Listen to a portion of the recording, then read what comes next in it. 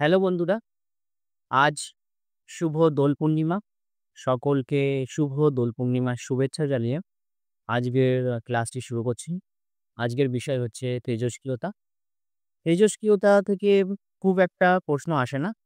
তবে WBCS পরীক্ষাকে কেন্দ্র করে যদি আমাদের সবকটা চ্যাপ্টার কভার করতে হয়, তবে তেজস্ক্রিয়তা কিন্তু একটা অন্যতম চ্যাপ্টার। আজকে আমরা তেজস্ক্রিয়তা বা রেডিও অ্যাক্টিভিটি এটা নিয়ে কিন্তু ডিটেইলসে পড়াশোনা করব। তোমরা ক্লাসটি পুরোটা দেখবে। দেখো তেজস্ক্রিয়তা কি? তেজস্ক্রিয়তা হচ্ছে স্বতঃস্ফূর্তভাবে কোনো মৌলের নিউক্লিয়াস থেকে আলফা, বিটা, গামা এই ৩ ধরনের যে রশ্মি আছে, সেই স্বতঃস্ফূর্তভাবে নির্গমনকে আমরা কিন্তু তেজস্ক্রিয়তা বলি। এর একটা এসআই একক আছে। এর একক হলো বেকারেল। আমরা পর্যায় সারণীতে যেসব মৌলের পারমাণবিক সংখ্যা ৮২ বা ৮২ র বেশি, সেই সব মৌলগুলো কিন্তু তেজস্ক্রিয় পদার্থ। দেখবে পর্যায় সারণীতে ১১৮ বা ১১৯ টা যে মৌল রয়েছে তার মধ্যে প্রায় ১৪ টি পরমাণু যারা ৮২ র বেশি, পরমাণুর সংখ্যা ৮২ র বেশি, তারাই কিন্তু তেজস্ক্রিয় পদার্থ। তেজস্ক্রিয়তা কি? এটা একটা স্বতঃস্ফূর্ত এবং স্বাভাবিক একটা প্রক্রিয়া, যা পরমাণুর নিউক্লিয়াস থেকে কিন্তু নির্গত হয়। তেজস্ক্রিয় যে রশ্মিগুলো রয়েছে আলফা, বিটা, গামা এগুলো নিঃসরণ হয়। ১৮৯৬ সালে ফরাসি বিজ্ঞানী হেনরি বেকারেল এই এক্স রশ্মি নিয়ে একটা গবেষণা করছিলেন। সেই সময় তিনি এই স্বতঃস্ফূর্ত প্রক্রিয়াটাকে কিন্তু দেখতে পান।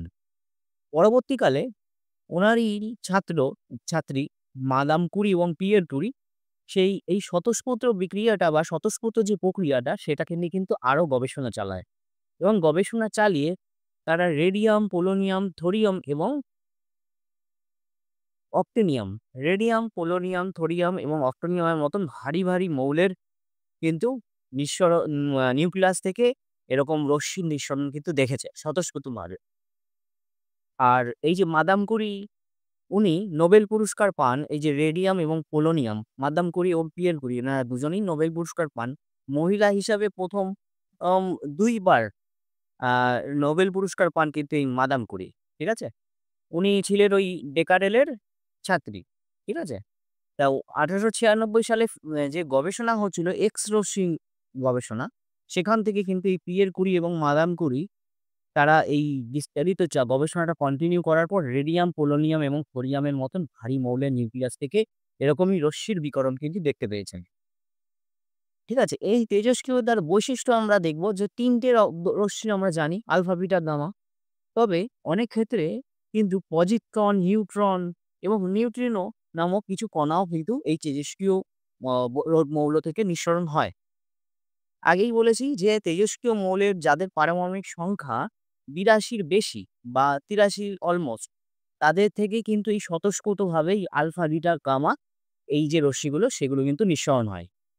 এটি একটি সম্পূর্ণ নিউক্লিয়ন প্রক্রিয়া। নিউক্লিয়াসের ভাঙনের ফলে একটা বড় নিউক্লিয়াস সেটা ভাঙনের ফলে নতুন মৌলে রূপান্তরিত হয়। ঠিক আছে? আর একটা জিনিস মাথায় রাখবে, এই তেজস্ক্রিয়তা কিন্তু চাপ, বিদ্যুৎ বা তাপ বা চৌম্বক ক্ষেত্রের দ্বারা কোনো রকম প্রভাবিত হয় না। বা তুমি কোনো রকম ভৌত এবং রাসায়নিক প্রক্রিয়ায় এর রোধ বা হ্রাস বৃদ্ধিও কিন্তু করতে পারবে না। এটি একটি স্বাভাবিক বিক্রিয়া। দেখো এই যে তাপ, চাপ এবং বিদ্যুৎ চুম্বক ক্ষেত্রের ন্যায় বাইরের কোনো সাধারণ ভৌত প্রক্রিয়া এবং এদের হ্রাস বৃদ্ধি করা যায় না। ঠিক আছে? তেজস্ক্রিয়তা হলো নিউক্লিয়াসের ভাঙন। নিউক্লিয়াসকে ভেঙে গিয়েই যে এনার্জিটা রিলিজ করে সেটাই হচ্ছে আলফা, বিটা, গামা এই হিসাবে রশ্মি হিসাবে কিন্তু এনার্জিটা রিলিজ করে। এটা হচ্ছে নিউক্লিয়াসের ভাঙন। দেখো পরের স্লাইড দেখো। তেজস্ক্রিয়তা ২ প্রকার। স্বতঃস্ফূর্তভাবে যেসব মৌল ভেঙে যায় বা স্বতঃস্ফূর্তভাবে আলফা, বিটা, গামা মিশ্রণ করছে যেসব মৌলগুলো, তারা হচ্ছে প্রাকৃতিকভাবে তেজস্ক্রিয়তা। তাদের মধ্যে প্রাকৃতিক তেজস্ক্রিয়তা রয়েছে, তারা প্রাকৃতিকভাবে তেজস্ক্রিয় মৌল। আরেকটা রয়েছে কৃত্রিম তেজস্ক্রিয়তা। কৃত্রিম তেজস্ক্রিয়তা কি? কোনো মৌলকে যদি তেজস্ক্রিয় মৌলে পরিণত করে এবং তার মধ্য দিয়ে যদি তেজস্ক্রিয়তা ভাঙানো হয়, তার নিউক্লিয়াসকে যদি আরো ভাঙানো হয়, নিউক্লিয়াস, তখন যে তেজস্ক্রিয়তা হলো সেটা হচ্ছে কৃত্রিম তেজস্ক্রিয়তা। কারণ তাকে সে মৌলটা তেজস্ক্রিয় নয়, তাকে কৃত্রিম উপায়ে তেজস্ক্রিয় মৌলে পরিণত করে তার মধ্যে তেজস্ক্রিয়তা ঘটানো হচ্ছে একটা, সেটা হলো কৃত্রিম তেজস্ক্রিয়তা। আর প্রাকৃতিক তেজস্ক্রিয়তা কোনগুলো? দেখতে পাবে ইউরেনিয়াম, থোরিয়াম, রেডিয়াম যেসব পারমাণবিক মৌল ৮২ বেশি, ইউরেনিয়াম যেমন 235, 238, এরা যেমন তেজস্ক্রিয় মৌল, এরা হচ্ছে প্রাকৃতিকভাবেই তেজস্ক্রিয়। ঠিক আছে? এবার যে ৩ টে রশ্মির নাম আছে আলফা, বিটা, গামা। ১ম এর রশ্মিটা আলফা।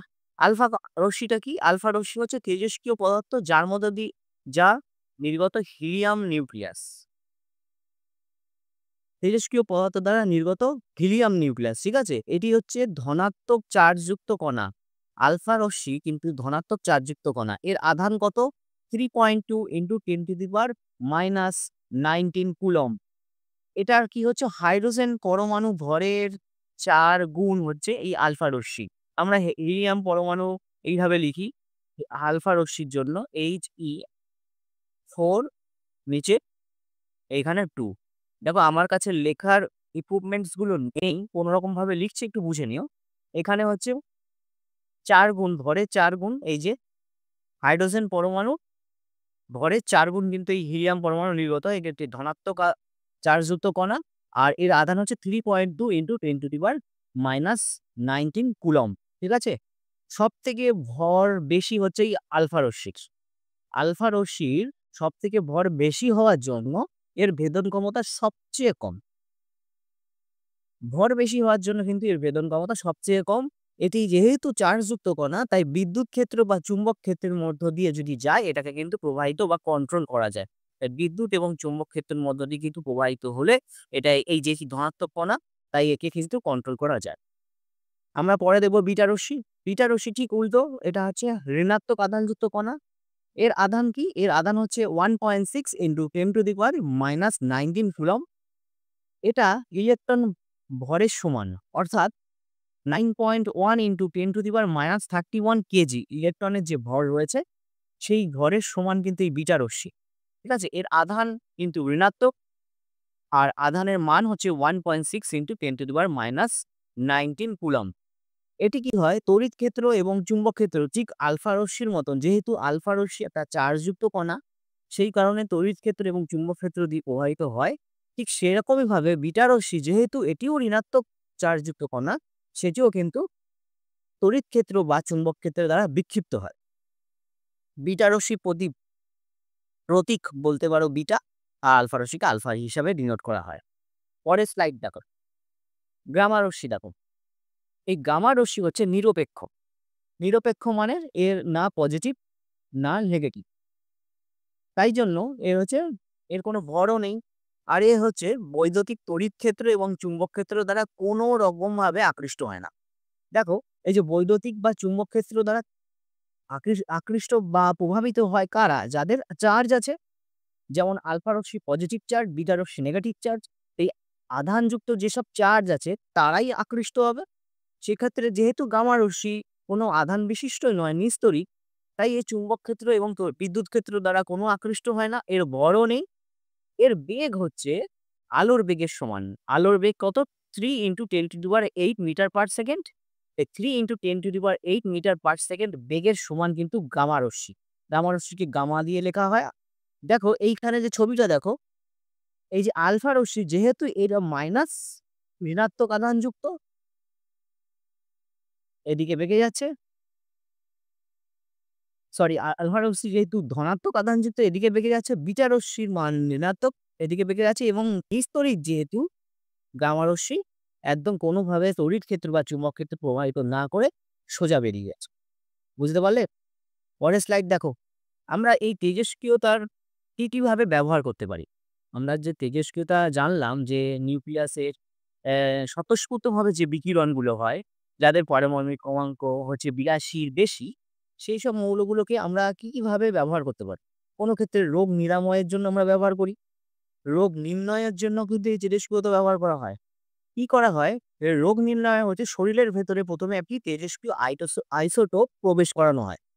এবং সেই আইসোটোপ একটা নির্দিষ্ট স্থানে গিয়ে কিন্তু জমা হয়, এবং সেখান থেকে যে গামা রশ্মির বিকিরণ করে, সেই বিকিরণকে আমরা শনাক্তকরণ করে কিন্তু সেই জায়গায় ক্ষত কতটা আছে সেটা কিন্তু আমরা বুঝতে পারি। সুতরাং এই তেজস্ক্রিয় যে মৌলগুলো তারা কিন্তু রোগ নির্ণয়ে কিন্তু আমাদের সাহায্য করছে। রোগ নির্ণয়ে সাহায্য করছে, শরীরের ভেতরে প্রবেশ করিয়ে দেয় এবং ক্ষতস্থানে সেই মৌলটা গিয়ে জমা হয় এবং সেখান থেকেই যে বিকিরণ হয় সেটাকেই ডিটেক্ট করে বোঝা যাচ্ছে যে এর এখানে কতটা রোগ হয়েছে। রোগ নিরাময় বা সারিয়ে তোলার জন্য কিন্তু তেজস্ক্রিয়তা ব্যবহার করা হয়। যেসব ১ম কিন্তু সারিয়ে তোলার জন্য থাইরয়েড ক্যান্সার নিরাময়ে কিন্তু এই তেজস্ক্রিয় মৌল ব্যবহার করা হয়েছিল। ঠিক আছে? একটি আইসোটোপ যখন থাইরয়েডে পৌঁছায় এবং সেখান থেকে বিটা রশ্মি একটি দ্রবণ বা একটা লিকুইড শরীরের মধ্যে প্রবেশ করানো হয় এবং সেটা যখন থাইরয়েডে পৌঁছায় সেই রোগীর, সেখান থেকে বিটা রশ্মি নির্গত করে এবং ক্যান্সারের কোষকে ধ্বংস করে। বুঝেছ? ক্যান্সারের কোষকে ধ্বংস করে। সেই জন্য এই রোগ নিরাময় কিন্তু আমরা তেজস্ক্রিয় মৌল ব্যবহার করি। অপরদিকে ইরিডিয়াম আইসোটোপ ব্যবহার করে, এই যে ইরিডিয়ামের যে আইসোটোপ এর ব্যবহার করে কিন্তু ব্রেন ক্যান্সার নিরাময় করা যায়, টিউমারের উপস্থিতি নির্ণয় করা যায়। ঠিক আছে? কোবাল্টের আইসোটোপ ব্যবহার করে, ঠিক আছে? লিউকোমিয়া, রক্তের মধ্যে যে লিউকোমিয়া রোগ হয় সেই চিকিৎসাও কিন্তু এই রোগ নিরাময়ের জন্য কিন্তু আমরা তেজস্ক্রিয় মৌল কিন্তু ব্যবহার করি। তাহলে তেজস্ক্রিয় মৌল রোগ ডিটেক্ট করতেও সাহায্য করছে। রোগ নিরাময়ের জন্য ক্যান্সারের সেল বা ব্রেন ক্যান্সার যেখা এ স সেখানেও কিন্তু আমার এই তেজস্ক্রিয় মৌলের আইসোটোপ গুলো ব্যবহার হয়। আবার কৃষিক্ষেত্রেও কিন্তু আমরা তেজস্ক্রিয় মৌলের আইসোটোপ ব্যবহার করতেও দেখি।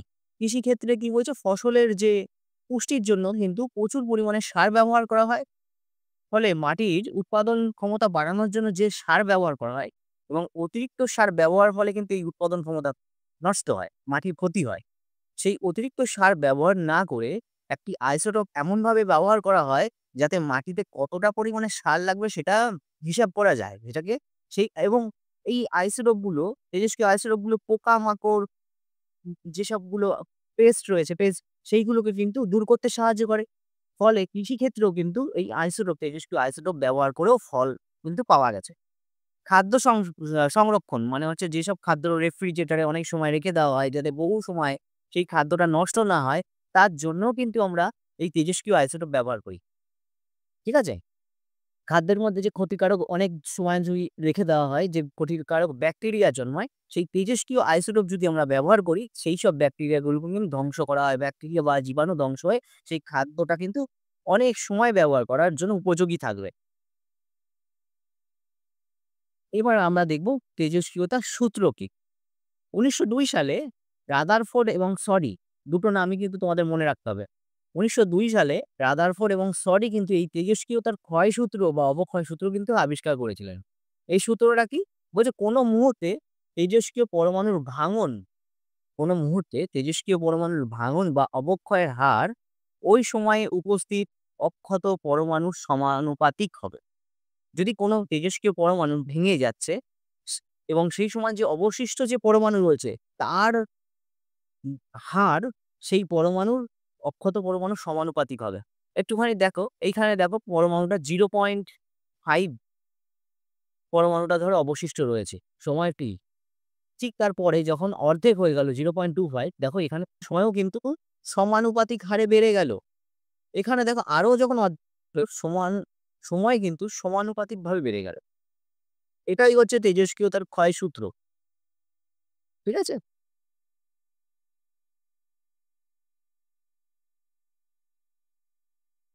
দেখো এখানে গ্রাফটা দেখো, এই গ্রাফটা দেখো।